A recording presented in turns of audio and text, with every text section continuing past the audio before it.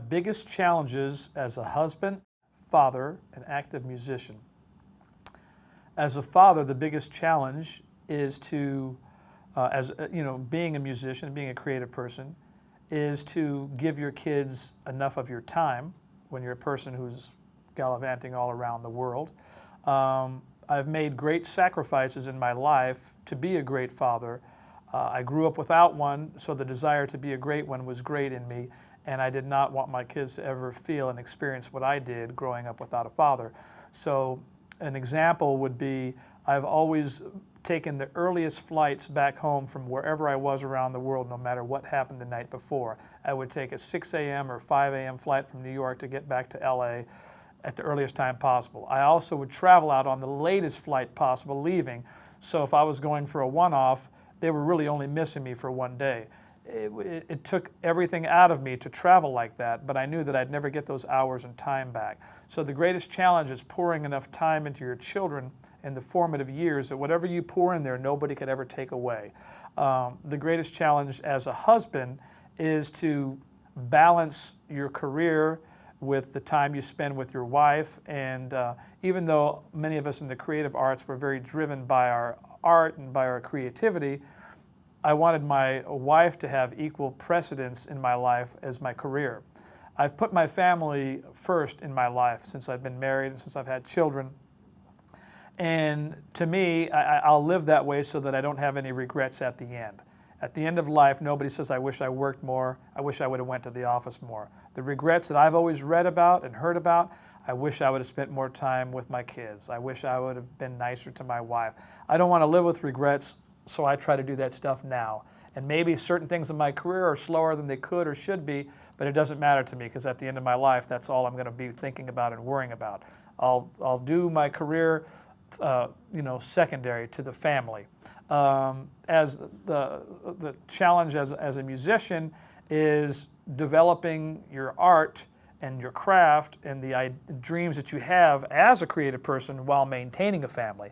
To write this book, The Big Gig, I got up every morning, every Saturday and Sunday for a number of years at 4 or 5 in the morning so I can get 4 or 5 hours of time in before the family would wake up. Because I knew once they wake up, the day's gone. I wouldn't have that private time by myself. I rode on planes, trains, automobiles, every spare moment in my life. Any moment was not going to be, 10 minutes is a lot of time. There's a lot of quotes in the book about the use of your time and how time is your most valuable commodity, and how it's to look at life in 10-minute increments and think, what's the best use of this 10 minutes of my time? And that's kind of what I've done. I don't think of 10 minutes as just simply 10 minutes. This is a lot of time I could do something good with. If I'm playing with my child for 10 minutes, to them it might feel like 3 hours. It's just utilizing that time wisely, not wasting a second.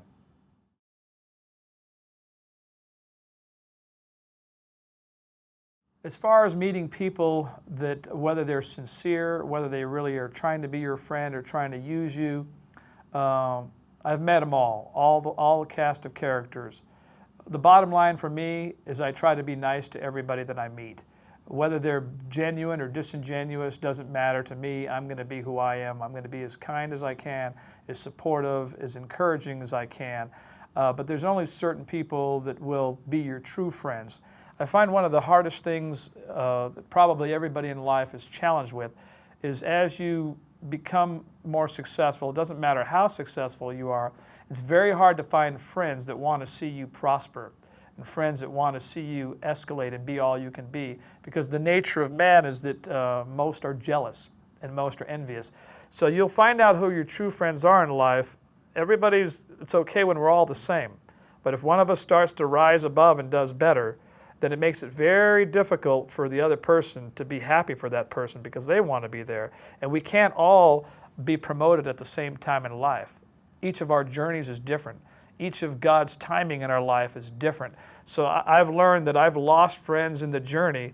As I prospered, certain people couldn't be my friends anymore because they couldn't handle seeing me do better than them. I wasn't trying to be better than them. I'm trying to be all that I can be. At the same time, we have to test our own heart. Can we be happy if our best friend got the big gig in life and we didn't? Maybe we didn't get it for another 5 years and they went on to, that really tests your heart. Can you genuinely be happy for somebody else's success while you're floundering. And that's the true test, and the true heart of a man will tell you who you really are at that time. We have to learn, we have to choose to be happy for the success of others in our life, knowing that one day we'll have our time, we'll have our moment in the sun. So there's a lot to thriving in your personal relationships, because you have to thrive if you're married. You want to thrive in your marriage, and that takes a lot of things to do that well in today's day and age. A lot of commitment and sacrifice and faithfulness. To be a great father will not happen by accident, or to be a great mother. These won't be things that happen by accident. These will be things happen by strategic efforts and planning. And to thrive in your personal relationship with friends is you have to truly willing to be a friend to people, and then you have to guard yourself against those who want to drag you down, that no longer can be your friend because you're excelling or you're prospering. The worst thing that anybody can do, and this is something I recommend that everybody search their heart, the worst thing you can ever do in life is to compare yourself to other people. If you compare yourself to other people, you will always find people that are better, richer, better looking, more successful. Do not compare yourself to others. Your journey is an individual journey. Your book is your book alone. And you're an individual. God created you specially, unique. To compare yourself to others is a mistake. Nobody's better than the next person. Nobody's greater. We all have the potential, unlimitless potential, to be geniuses.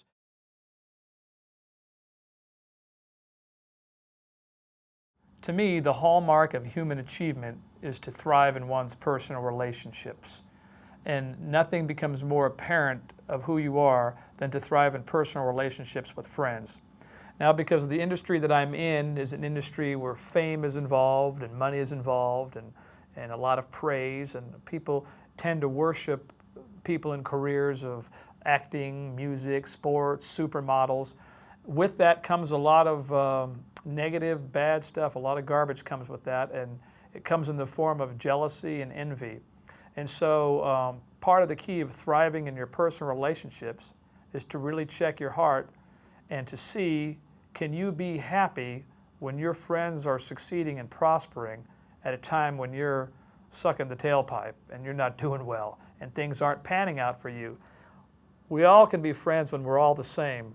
Everybody's making the same money, everybody's at the same level of fame, everybody's at the same. But when somebody starts surpassing you, it really tells you a lot about your own heart and soul. Can you be happy for your friend? I've experienced a lot of times people can't be happy for other people that are doing better than them because of the age-old human problem of jealousy and envy. But it will destroy you, and it is a great destroyer of friendships and relationships all around the world, regardless of what you do. My advice is to guard your heart and learn to be the kind of a person who can be happy for the success of others, and guard yourself from the people that want to drag you down and bring you down. You lose friends when people don't want to see you go higher than them. The sad thing is we're all born with the potential to be geniuses. The worst thing is when we compare ourselves to other people. Our journey in life is a different journey than our friends. We may prosper at times when they don't, and they may prosper at times when we don't. We're all on a different path. It's not identical things happen at the identical times. So we have to learn to just accept that our road is a unique individual road and never compare ourselves to other people, because we're our own person with our own life and our own destiny. And to me, the greatest achievement at all at the end of your life is that you could thrive in your personal relationships.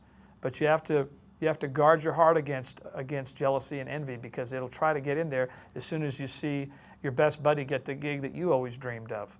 And you've got to go, you know what, I got to be happy for him, because if I'm really his friend, I'll be happy that he's prospering. It doesn't mean that you're not disappointed about where you're at, but you're learning to be happy for somebody else. So if you're going to thrive in your personal relationships, which is the most important part of your life, you will do it with great effort and great sacrifice. Nobody becomes a great spouse, a great father, father or mother, or a great friend by accident.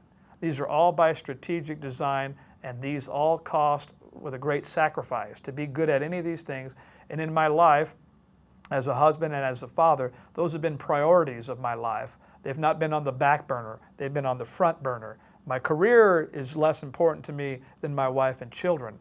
My career is just a means of which to express my gifting, but I don't live solely for that. My purpose is that of a husband, as a mentor, as a father, and to help build the friends that I have and to help affect every life that I come in contact with. And that's all about relationships. But you have to care enough that you can see other people, or you can be happy for other people in their happiness. And if you can do that, you've annihilated the enemy of your soul.